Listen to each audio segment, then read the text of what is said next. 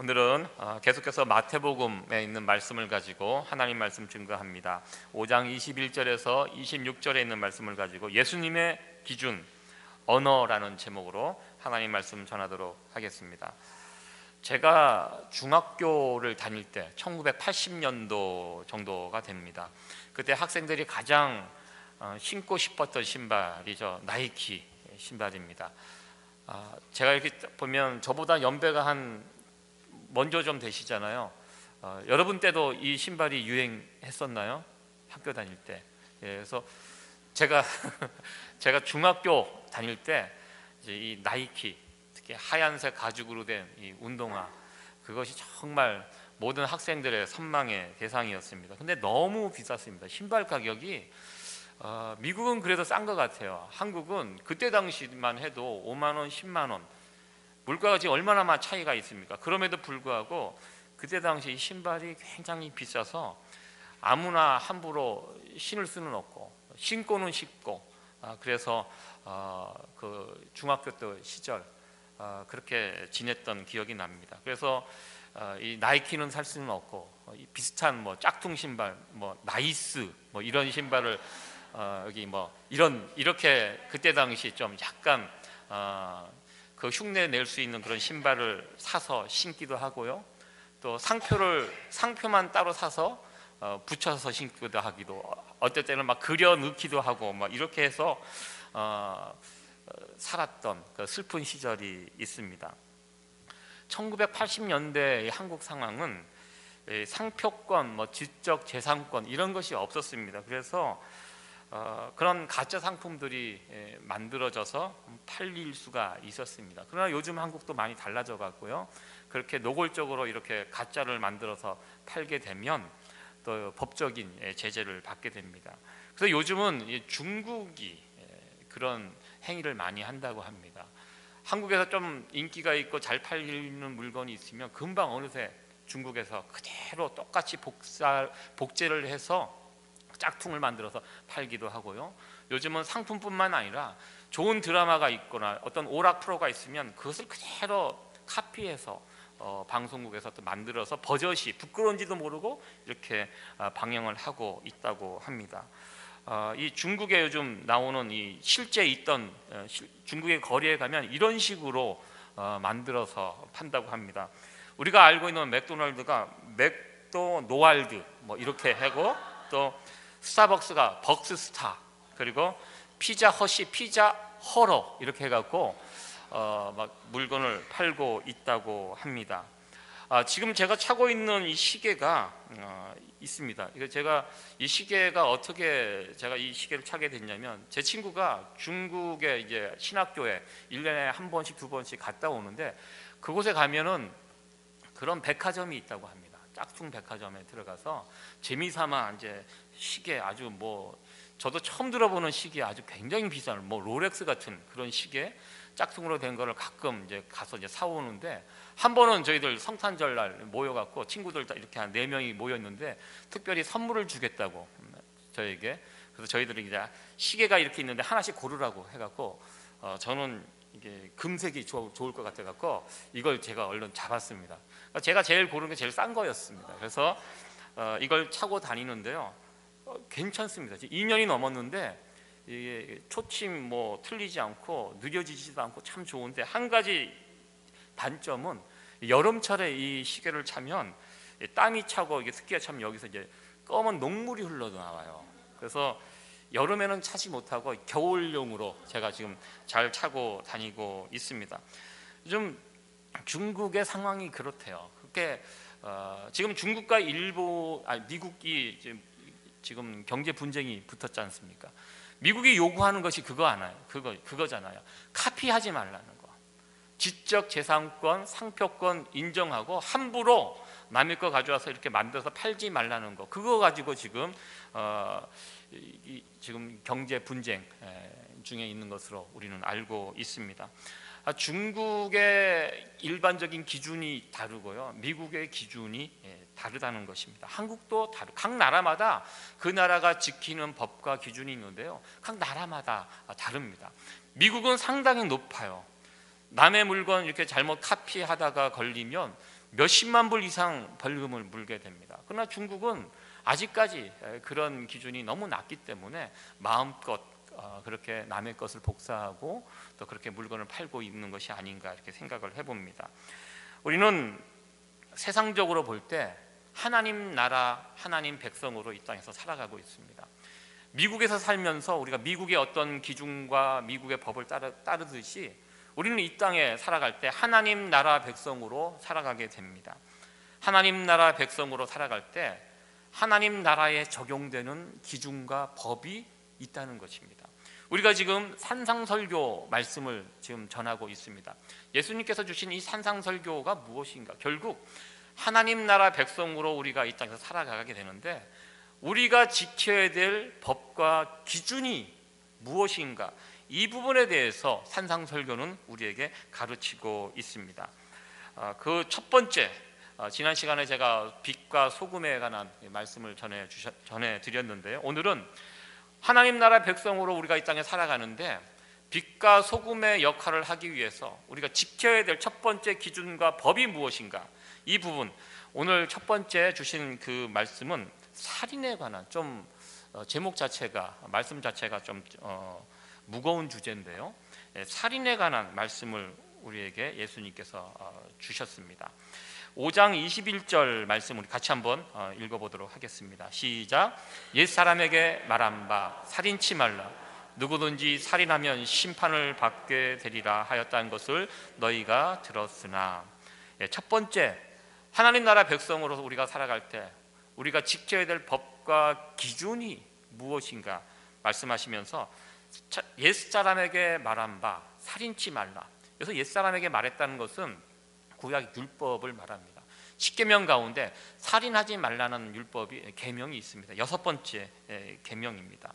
예수님께서 계속 이런 형식으로 말씀을 합니다. 옛날에 이렇게 말했는데 그런데 그 말씀을 가지고 너희들이 지금 이렇게 지키고 있는데 그러나 너희들 이렇게 지키는 거 아니다. 내가 새로운 기준을 주겠다. 6가지 새로운 기준이 쭉 나옵니다. 첫 번째 기준이 살인에 관한 기준입니다. 율법에는 살인하지 말라. 십계명 가운데 6번째 계명이 살인하지 말라라는 계명인데 지금 그 계명을 가지고 그 당시 종교 지도자들이 잘못 사용을 하고 있었던 것 같습니다. 그래서 예수님께서 오셔서 하나님께서 처음 이 율법을 주셨던 의미가 무엇인지 이 부분에 대해서 새롭게 해석해 주시고 새로운 기준을 말씀을 해 주셨습니다. 첫 번째 그 기준, 살인에 관한 기준입니다.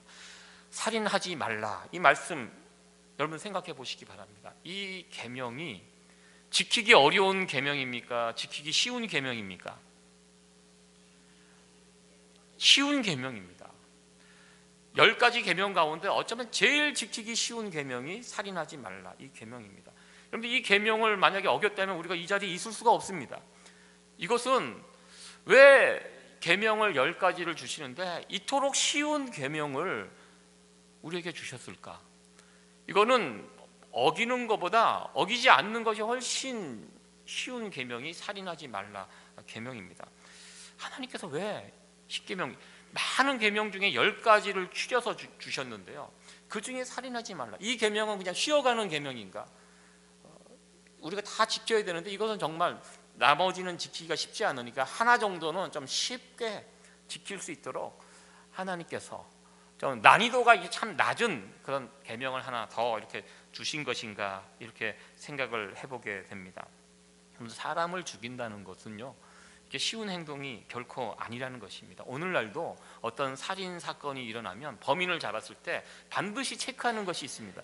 정신감정을 먼저 해봅니다. 왜냐하면 멀쩡한 정신 상태로 사람을 해친다는 것은 아무나 할 수 없는 일이기 때문입니다. 제가 예전에 군 생활을 할 때 여러분들 총소리, 총이요 생각보다 굉장히 소리가 큽니다. 저는 처음 총소리 듣고 깜짝 놀랐습니다. 우리가 영화나 드라마에서 볼 때 총소리가 뭐 있잖아요. 뭐 세상에서 제일 큰 소리는 저는 탱크에서 포 쏘는 그 탱크 소리가 제일 큽니다. 탱크에서 한번 포를 쏘면 천지가 흔들립니다. 저는 그 전쟁 중에 군인들이 제일 무서워하는 그 병기가 탱크라는 얘기를 들었습니다. 왜 탱크를 무서워하는지 알고, 그 소리 자체가 너무 크고요, 총소리 또한 무지 큽니다. 그래서 처음 제가 사격장에 가서 사격을 하는데 총소리가 너무 커서 놀랐어요. 무서워요. 그리고 야, 정말 이 총을 맞으면 사람이 죽을 수 있겠구나라는 생각을 그때 했습니다. 저는 총소리가 너무 커갖고요, 총을 쏠 사격장에 갈 때마다 제가 담배꽁초 같은 거 주워갖고 귀를 막고 요령껏 그렇게 총을 쐈습니다. 잘못하다가 이 귀막이 나가요. 야, 정말. 그래서 언젠가는 한번 제가 사격장에서 총을 쏘다가 새가 한 마리 딱 앉았는데 옆에 있는 어떤 고참이 한번 맞춰보라고 저보고 그렇게 이야기를 하더라고요. 근데 제가 이게 겨누고 쏘려고 하는데 못 쐈습니다. 살아있는 어떤 그 동물에다가 새에다가 쏜다는 게 안 되겠더라고요. 그래서 제가 만약에 전쟁이 나면 그 적군과 대치 중에 내가 과연 총을 쏠 수 있을까, 그 생각을 해봤습니다. 이거 아무나 못해요. 살아있는 생명에게다가 이 총을 쏜다는 거, 이거 맨정신으로 할 수 없는 그런 아주 굉장히 힘든 일이라고 저는 생각을 해보았습니다. 오늘 예수님께서 살인하지 말라 이렇게 말씀을 하셨는데요, 예수님께서 말씀하신 이 살인이라는 우리가 흔히 알고 있는 이 살인의 기준과는 좀 다르다는 것을 우리는 보게 됩니다. 예수님 당시 사람들이 생각하고 있었던 살인의 기준이 있었고요, 그리고 예수님께서 지금 말씀하시는 살인의 기준이 있습니다. 이 두 가지를 비교하면 상당히 다릅니다. 우리 예수님께서 말씀하신 살인의 기준은 전혀 다른 문제로 우리는 보여지고 있습니다. 당시 사람들이 죽는 것, 누군가 해쳐서 죽는 것, 이것을 살인이라고 생각을 했지만 예수님은 좀 다르게 생각을 하셨다는 것입니다. 예수님께서 주신 이 살인의 세 가지 기준이 무엇입니까? 노를 품는 것, 형제를 향하여 노를 품는 것, 화내는 것, 그리고 라가라는 욕을 하는 것, 미련한 놈이라는 욕을 하는 것. 여러분들, 이 라가라는 욕, 미련한 놈이라는 이런 욕, 어떻게 보면 오늘날로 보면 굉장히 가벼운 욕입니다.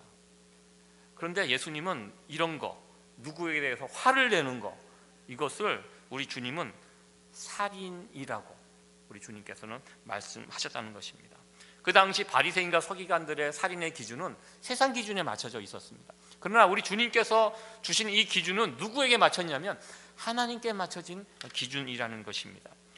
그러니까 사실 이 십계명을 우리 하나님께서 처음 주실 때 원래 의도는 예수님께서 말씀하신 이 의도였습니다. 살인하지 말라라는 의도는 이 의도입니다. 그런데 이것이 시간이 가고 세월이 흘러가고 나름대로 해석을 했는데요, 이 해석이 어디에 맞춰지게 됐냐면 그 당시 사회에 이것이 맞춰지게 됐다는 것입니다. 잘못 해석이 된 부분이 이 살인하지 말라는 개념, 이 계명이라는 것입니다. 그래서 예수님께서 오셔서 하나님 나라의 새로운 기준을 우리 주님을 따르는 제자들에게 주실 때 첫 번째로 주신 이 말씀이 이 살인에 관한 새로운 기준이라는 것입니다. 죽이면 살인이고 죽지 않으면 살인이 아니다. 이 세상에서 세워진 기준이 참 애매한 기준입니다. 여러분들 가만히 생각해 보시기 바랍니다. 세상에서 벌어지는 이 살인죄라는 것이 누구에 의해서 결정이 되는가? 가해자에 의해서 결정되기보다는 피해자에 의해서 이 살인죄는 결정이 된다는 것입니다. 여러분들 가끔 제가 군생활을 할 때도 구타사고로 사람이 죽는 경우가 있습니다. 구타사고로 죽는 그 군인들이 수백 대를 맞고 죽는 거 아닙니다. 그때 평균적으로 1.5대라고 나왔습니다. 통계. 한 대나 두 대 맞고 죽습니다. 그리고요, 굉장히 운이 없는 케이스입니다. 때린 사람도요, 죽이고 싶어서 때린 거 아닙니다. 군기를 잡는다는 목적으로 불러갖고 한마디 하고 툭 쳤는데 그게 이제 급소 같은 데 잘못 맞아갖고 맞는 사람 컨디션이 그날따라 뭐가 잘 안 맞아갖고 그런데 잘못 맞고 욱하고 쓰러지고 그렇게 해서 죽게 되고요. 그 때린 사람도, 죽은 사람도 문제지만 때린 사람도 문제입니다. 이게 살인자가 된 것입니다. 자기는 분명히 죽일 마음이 없었습니다. 그냥 혼을 내고 또 자기도 늘 맞았기 때문에 그냥 군대 그런 문화, 그런 분위기상 자기도 불러갖고 그렇게 했는데 그냥 일이 굉장히 커지게 된 경우가 대부분이라는 것입니다. 이 살인죄는요, 가해자에 의해서 결정되지 않고요, 피해자에 의해서 결정이 됩니다. 어떤 사람은요, 수백 대를 맞아도 죽지 않습니다. 심지어 총에 맞아도 죽지 않는 사람이 있습니다. 예수님께서 지금 말씀하시는 이 살인의 개념, 세상에서 말하는 이 살인의 개념하고 굉장히 좀 다른 개념으로 말씀을 주셨다는 것입니다. 세상의 개념은 굉장히 좁습니다. 누군가 사람이 미워지고 그 사람에게 어떤 폭력을 가하고, 그리고 그 사람이 그 폭력을 당해서 쓰러지게 되고, 그리고 결국 목숨까지 잃게 되고, 그리고 더 나아가 잡혔을 때 그 사람이 살인죄로 처벌을 받지만, 그러나 우리 주님께서 주신 살인의 개념은 좀 달라요. 어디까지 우리 주님은 말씀하시냐면, 세상의 그 살인의 개념은 결과로 그것이 살인인지 아닌지 판정을 하지만, 우리 주님은요, 처음 출발부터 살인의 개념으로 보신다는 것입니다. 누군가 미워졌다. 살인이 거기서부터 시작을 합니다. 누군가 바라볼 때 미워하는 눈빛으로 바라보면서 미움이 생기고, 그러면서 어떤 그 미움을 드러내고, 그리고 어떤 행위를 하고, 그러니까 우리 주님께서 보신 살인의 범주는 그 첫 출발부터 살인의 범주로 보셨다는 것입니다. 형제에 대해서 노를 품는 것, 라가라고, 이 라가라는 말은 그 유대인들이 일상적으로 하는 욕이라고 합니다. 미련한 놈 정도, 머리가 빈 그 정도, 바보 이 정도의 약한 욕이라고 합니다. 예수님의 이 말씀을 우리가 받아들인다면 우리는 일상에서 정말 수많은 살인을 저지르고 살아가는 자들이라는 것입니다.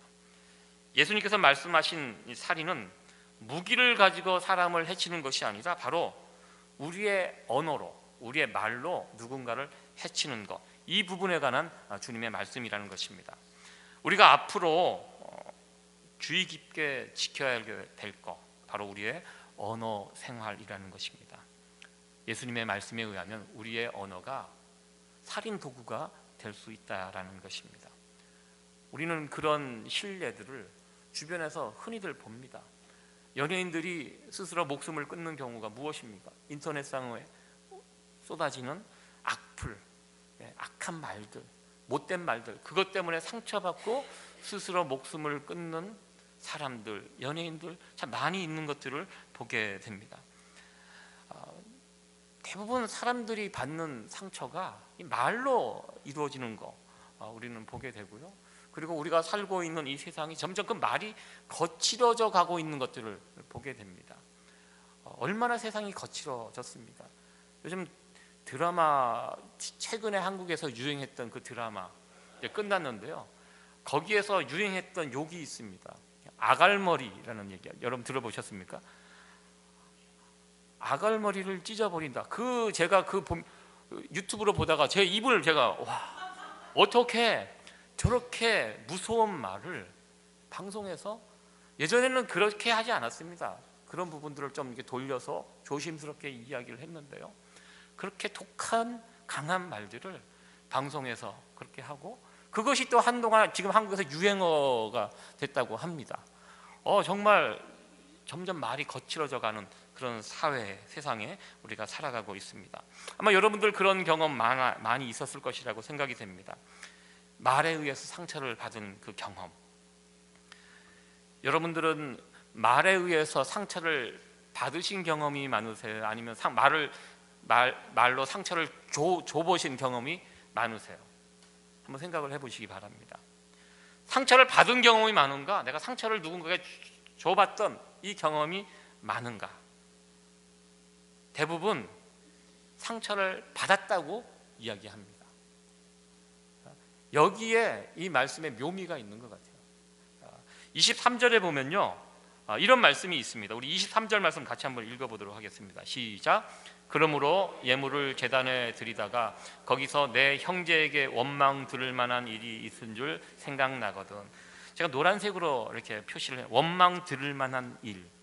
내가 누군가로부터 상처를 줘서 나를 원망하게 되는 그런 상황들, 이것이 생각나거든 했습니다. 여러분들 이거 잘 생각나세요? 상처를 받은 것은 생각이 잘 납니다. 저도 누군가 말 때문에 말로 나에게 상처 준 사람 지금까지 20년 전의 일도 지금 기억하고 있습니다. 생각 잘 납니다. 10년 전, 20년 전 내가 초등학교, 중학교 다닐 때도 누군가 나에게 말로 상처 줬던 거 지금 잘 기억하고 있습니다. 그러나 내가 누군가에게 상처를 준 말로 상처를 준 그 일에 대해서 여러분 혹시 기억하고 계십니까? 대부분 그 부분은 기억을 하지 못한다는 것입니다. 보통 우리가 이야기 말로 상처를 주고받을 때요, 이 말이 상처가 될 것이다 생각하고 던지는 사람은 거의 없습니다. 내가 이 말을 하면 상대방이 괴로워하겠지, 힘들어하겠지. 그래서 그런 말들만 골라갖고 이렇게 쏟아붓는 사람들 거의 없다고 생각합니다. 만약에 그런 사람이 있다면 그 사람은 정말 나쁜 사람이라는 것입니다. 대부분 그냥 별 생각 없이 이렇게 던진 말, 어쩌면 본인이 그 말을 분명히 했는데요, 한 사람은 기억도 못했던 그런 말 한마디 때문에 누군가 그거에게 상처가 되고 아픔이 되고 오래오래 그것이 남아있게 된다는 것입니다. 늘 그런 것 같습니다. 여기에는 가해자는 없고요, 항상 피해자만 있습니다. 관계가 이렇게 틀어졌을 때 양쪽 상대방을 만나서 이야기를 들어보면 제가 느낀 것이 있어요. 제 목회자가 하는 일이 그런 일입니다.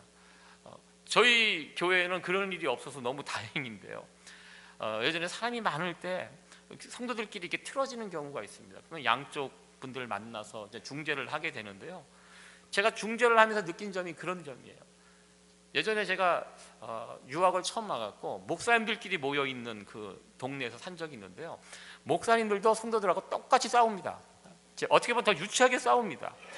그러면 제가 중간에서 이렇게 중재를 합니다. 가서 이렇게 이야기를 들어보면 똑같아요. 본인이 받은 상처에 관한 이야기만 합니다. 그것만 기억하고 있어요. 본인이 상처를 줬던 이 부분에 대해서는 생각을 못하고요, 그게 뭐가 상처냐는 거예요. 그건 아주 다 대수롭지 않게 생각하는데요, 항상 그래서 사람이 다 똑같구나, 항상 가해자는 없고 피해자만 있고, 이런 비유가 적당할지 모르겠지만 여러분들 마치 노름판에 가면요, 딴 사람이 없어요. 다 잃은 사람만 있어요. 분명히 딴 사람이 있는데 내가 땄다고 이야기하는 사람 아무도 없고 자기가 피해본 것만 이야기한다는 것입니다. 내가 상처를 주었는지 안 주었는지, 사람은요 기본적으로 이기적이기 때문에 이 부분 잘 찾아내지 못한다는 것입니다. 모든 문제를 자기 중심으로 바라보고 해석하기 때문에 자신의 허물을 발견하는 것이 참 쉽지 않다는 것입니다. 아무튼 사람들과 관계가 틀어졌을 때 왜 문제가 생겼는지, 그 문제가 내가 무심코 던진 어떤 말 때문에 그렇게 문제가 생겼는지, 이 부분을 유의해서 우리가 지켜봐야 한다는 것입니다. 잘 살필 수 있어야 한다는 것입니다. 혹시 나 때문에 누군가 마음 아파서 힘들어하는 사람은 없는지, 이 부분을 조심스럽게 살펴볼 수 있어야 한다는 것입니다. 저도 늘 느끼는 문제가 바로 이 문제입니다. 제일 힘든 것이 사람들과의 관계 문제입니다. 우리 집 아이도요, 학교에서 생활하면서 여러 가지 일들을 이제 경험하게 되는데요, 공부를 좀 못하고 성적이 떨어지고 이것 때문에 힘들어하는 것은 제가 못 봤습니다. 부모들이 힘들어하죠. 아이들은요 성적이 떨어지면 괴롭지만 유쾌하지는 않지만 그게 뭐 이렇게 밥을 안 먹고 고민하고 이런 문제는 아닌 것 같습니다. 근데 정말 이 아이들도요 제일 힘들어하는 문제가 친구 문제인 것 같습니다. 친구 때문에 힘들어하고 어쩔 때는 학교 가기 싫어하고, 제가 이야기를 들어보면 정말 사소한 문제입니다. 그런데요 아이들과 친구들과 관계가 틀어지면 그것 때문에 너무너무 괴로워하는 것. 여러분들 한국에서 또 여기서 마찬가지지만 청소년들 스스로 목숨을 끊는 경우, 성적 때문에 성적을 비관해서 죽는 경우는 아주 드뭅니다. 대부분 어떤 문제입니까? 왕따 문제죠. 관계, 사람들과의 관계가 틀어졌을 때 그 때문에 너무너무 힘들어하고 그것 때문에 그것을 스스로 목숨도 끊는 그런 지경으로 나가는 것을 보게 됩니다. 우리는 주변에서 우리 가족들 때문에 또 친척들 때문에 친구들 때문에 틀어진 인간관계로 인하여 마음 아파하고 힘들어하는 분들을 보게 됩니다. 예수님께서는 주변 사람들과의 관계에서 오는 문제를 어떻게 다룰 것인지 오늘 말씀을 통해서 우리에게 말씀을 해 주셨습니다. 먼저 말 조심하라는 것입니다. 우리가 말이 살인 도구가 될 수 있다는 거, 사람을 꼭 어떻게 해쳐서 죽어야지 이게 살인이 아니라는 거, 살인이 무엇인지 새롭게 해석해 주시면서 인간관계에서 말을 조심할 것, 그리고 혹시 그런 나는 의도치 않았지만 이런저런 문제 때문에 말의 상처 때문에 누군가 힘들어할 수 있다는 것, 그런 경우가 발생했을 때 우리 주님께서 말씀하신 것은 빨리 그것을 풀어버리라고, 용서하고 화해하고 이렇게 하라고 우리 주님께서는 말씀해 주셨습니다. 예수님께서는 더 나아가 이런 말씀을 해 주셨습니다. 예배에 관한 말씀을 바로 더 이야기를 해 주셨는데, 혹시 너희들이 예배 드리다가 예배 중에 혹시 형제들하고 어떤 이런 문제가 생기면, 관계가 틀어진 문제가 생각이 나거든 예배 드리지 말고 그 사람 풀러 가라, 이렇게 예배 드리지 말고 그 사람하고 문제를 빨리 먼저 풀고 이렇게 하라고 말씀을 주셨습니다. 방금 제 아내가 지금 나갔는데요. 주일학교 예배 때문에 가끔 예배를 드리다가 중간에 이렇게 나가시는 분들 보면 저는 이 말씀이 늘 생각이 나요. 저분이 지금 누군가 화해하러 갔구나. 저는 이런 경우는 저는 허락합니다. 다녀오시라고. 저는 그 부분을 인정합니다. 그것이 이만큼 중요하다는 것입니다. 우리 예수님께서 사실 우리에게 예배가 얼마나 중요합니까? 그런데요, 예배 드리다가 만약 이 문제 때문에 걸린다면 예배 드리지 말라는 얘기입니다. 그 문제 먼저 해결하고 오라는, 그만큼 이 문제가 중요하다는 말씀으로 우리에게 전해 주셨습니다. 사실 어떻게 보면 교회 다니시는 분들이 화해하고 용서하고 참 못하는 것 같아요. 그런 면에서 세상 사람들이 오히려 이 부분은 우리보다 앞서 갑니다. 그분들 문제가 있고 싸우고 그러면 세상에서 푸는 방법이 있잖아요. 가서 술 한잔 하면서 서로 용서하고 다시 형님 아우하고 그리고 화끈하게 깨끗하게 정리하고 두 번 다시 그 문제 가지고 더 이상 이야기하지 말자, 그렇게 그냥 풀고 정리하고 가는데, 우리가 그걸 못해서 그런 것 같아요. 우리가 잘 잊지를 않고 계속 그걸 붙잡고 용서하지 않고 용서할 마음도 없고 계속 그것 때문에 힘들어하는, 두고두고 그거 갖고 관계 회복이 되지 않는 이런 모습을 보게 됩니다. 만약 우리 주님께서 말씀하신 주변 사람과 어떤 문제가 있다면 그 문제를 빨리 풀어버리라고. 왜? 이유가 있습니다. 이 사람들과의 관계가 회복이 안 되면 하나님과 우리의 관계도 제대로 세워지지 않는다고 말씀을 하셨습니다. 예배를 드릴 수 없게 된다는 것입니다. 우리가 예배를 드릴 수 없게 된다는 것은 하나님을 제대로 만날 수 없게 된다는 그런 의미이기도 합니다. 우리가 하나님을 섬기는 것과 세상 사람들과 관계가 따로따로의 문제가 아니라는 것입니다. 우리 주님은 이것을 같은 문제로 보셨습니다. 사람들과의 관계는 엉망인데 하나님과의 관계는 바르게 예배 잘 드리고 이럴 수 없다는 것입니다. 만약에 그런 사람이 있다면 이건 뭔가 잘못되어 있다는 것입니다. 우리가 하나님하고 바른 관계 속에서 예배를 잘 드리기를 위해 그것을 정말 중요하다고 생각한다면 사람들과의 관계도 문제가 없어야 한다는 것이 오늘 우리 주님의 말씀입니다. 왜 용서하고 용서를 빌라고 하십니까? 그 사람들 위해서 그런 거 아니에요. 우리를 위해서, 하나님의 자녀인 예수님의 제자들인 우리들을 위해서 우리 주님 그렇게 하라고 말씀하십니다. 사람들과의 관계가 틀어져 있으면요, 우리가 하나님 앞에 올바로 나갈 수 없게 된다는 것입니다. 하나님께 예배를 바르게 드리지 못하게 된다는 것입니다. 예수님께서는 사람들과의 관계 때문에 하나님과의 관계도 어그러지는, 이렇게 되는 것을 우리 주님은 원치 않으셨습니다. 그래서 어떤 문제가 있으면 무조건 용서하고 화해해라, 나머지는 우리 하나님께 맡겨버려라. 우리 주님께서 주신 말씀의 메시지는 여기에 있다는 것입니다. 하나님과의 관계, 사람들과의 관계, 따로따로 아닙니다. 같이 연결되어 있는 부분입니다. 그리고 우리에게 중요한 건 하나님과의 관계입니다. 하나님과의 관계를 잘 유지하기 위해서는 주변 사람들과의 관계도 그만큼 잘 연결이 되어 있어야 된다.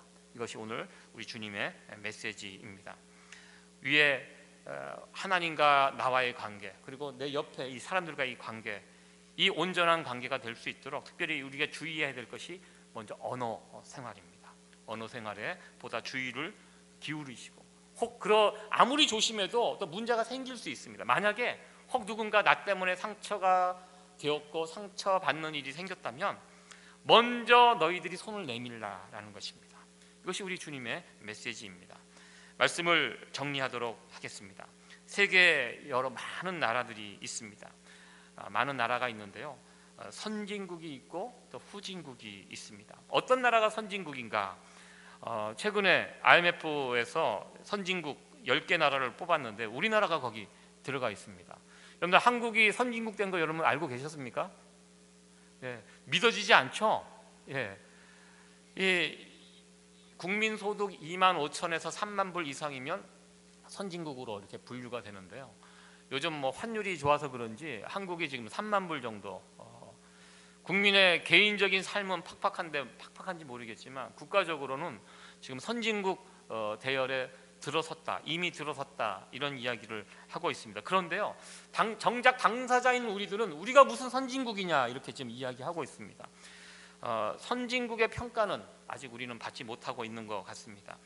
경제적인 면으로 봤을 때는 선진국처럼 보이지만 국가 전체 수준으로 이렇게 봤을 때는 아직까지 선진국은 아니라는 것입니다. 여러분들, 중국이 아무리 돈을 많이 벌어도 우리가 중국을 선진국이라고 인정하지 않는 이유 있지 않습니까? 나라 전체의 기준과 수준이 아직 선진국에 갈 만큼 높지 않기 때문이라는 것입니다. 단지 돈이 많다고 선진국이 아니라는 것입니다. 다른 어떤 평가 기준이 있다는 것입니다. 저는 이 세상에서 가장 높은 수준, 높은 선진국이 어딘가 저는 생각을 해봤는데요, 우리가 살아가고 있는 하나님 나라, 이곳이 가장 높은 수준, 가장 좋은 선진국이 아닌가 이렇게 생각을 해봅니다. 하나님 나라의 백성들은요, 선진국 백성들이라는 것입니다. 우리는요, 그래서 세상 사람들과 기준과 달라요. 세상의 기준이 있고요, 우리의 기준이 또 있다는 것입니다. 그리고 우리의 기준은요, 결코 낮지 않아요. 우리 주님께서 말씀하신, 우리에게 요구하시는 삶은요, 품격 있는 인생입니다. 세상 사람들과 질이 달라요. 제가 이렇게 한국에서 대학교 다니고 학교 생활하고 교회 생활하다가 군대를 처음 들어가서 굉장히 큰 문화 충격을 받았었습니다. 세상이 다른 곳이었습니다. 제가 군대 가서 제일 처음에 못 견뎠던 것이, 처음 있는 사람들 훈련병으로 들어갔을 때 조교들이 막 욕을 하는, 그 욕을 듣고 제가 막 미치는 줄 알았어요. 처음 만났는데 세워놓고 생전 들어보지도 못했던 그런 욕들을 막 하는 거예요. 저는 서서 곰곰이 생각을 해봤어요. 저에게 했던 욕이 그게 무슨 의미인지. 욕을 들어보니까요, 순간 제가 막 어지러워지고 막 토할 것 같고, 사는 세상이 달랐습니다. 늘 교회, 학교, 그래서 좋은 친구들, 그런 사람들하고 지내다가 전혀 다른 곳에 가서, 수준이 다른 곳에서 이렇게 지내다 보니까요, 정말 한동안은 힘들었습니다. 저와 같은 경험을 한 사람들이 목사님 중에 있더라고. 자기는 그때 혈압이 터져갖고 자기 집에 돌아왔다고. 그 욕을 듣고 이 혈압이 올라갔고 얼굴이 빨개지고 그래갖고 다시 혈압을 체크를 해봤는데 혈압이 너무너무 높이 나와갖고 결국 이 사람이 군생활을 하지 못하고 의과사 제대성으로 이렇게 가서 방위로 이렇게 돌아가게 됐다는 얘기 듣고, 그래요, 우리 크리스찬이 사는 세계하고 이 세상하고 다르다는 것입니다. 우리는 격이 다릅니다. 우리는 미국에서 살고 있고요, 그래서 나름대로 미국의 법과 기준에 맞춰서 살아갑니다. 더 나아가 우리는 이 땅에서 살아가지만 하나님 나라, 하나님 백성으로 이 땅에서 살아가고 있습니다. 우리가 붙들어야 할 법과 기준이 있습니다. 그것이 바로 산상설교에서 말씀하신 예수님의 그 기준, 그 법이라는 것입니다. 지난 시간에 우리가 소금으로 빛으로 살아가는 것이 무엇인가 제가 말씀을 드렸습니다. 소금으로 빛으로 살아가는 것, 이 수준 높은 언어 생활을 하는 것입니다. 이 세상은 점점 거칠어지고 막말이 오가고 이것이 세상의 모습입니다. 그러나 예수 믿는 사람들은요, 특별히 언어 생활 조심해서 하셔야 합니다. 전 예전에 한국 목사님들 가운데 부흥회 때 막 설교하면서 욕하시는 분들이 있어요. 또 그것이 또 은혜가 되어서 많은 분들이 막 그것을 사모하고, 그런 시절 그런 특별한 은사를 받는 목사님들이 있습니다. 그러나 다 그렇게 해서는 안 된다고 저는 생각합니다. 특별히 예수 믿는 사람들, 세상 사람들과 무엇이 다른가? 우리 언어가 달라야 된다는 것입니다. 우리는 품격 있는 언어, 격이 다른 언어, 정말 거친 말, 막말 이런 것들로 사람들에게 상처 주는 이런 모습은 예수님의 제자의 모습은 아니라는 것입니다. 우리가 늘 말을 할 때, 저도 이 부분, 그래서 전이 목사이기 때문에 말이 많은 직업 아닙니까? 그래서 참 조심하려고 합니다. 우리가 예수님을 따라가는 예수님의 제자로서 늘 고운 말, 때에 맞는 말, 이런 말들을 잘 찾아서 죽이는 말이 아닌 누군가를 살리는 말들 이런 하시고, 그렇게 조심해도 상처를 주고받을 수 있습니다. 그럴 때 예수님의 제자가 먼저 화해하고 먼저 용서하는 사람이 되라는 것입니다. 이것이 주님의 명령입니다. 그렇게 살아가는 것이 소금으로 이 세상 속에서 소금으로 빛으로 살아가는 모습이라고 생각합니다. 오늘 이 주신 예수님의 이 기준이 우리 모두의 기준이 되기를 소원합니다. 그래서 이 기준을 붙잡고 이 세상 속에서 소금으로 빛으로 하나님의 영광을 드러내며 살아갈 수 있는 저와 여러분들 되어질 수 있기를 간절히 축원합니다. 네, 기도하시겠습니다.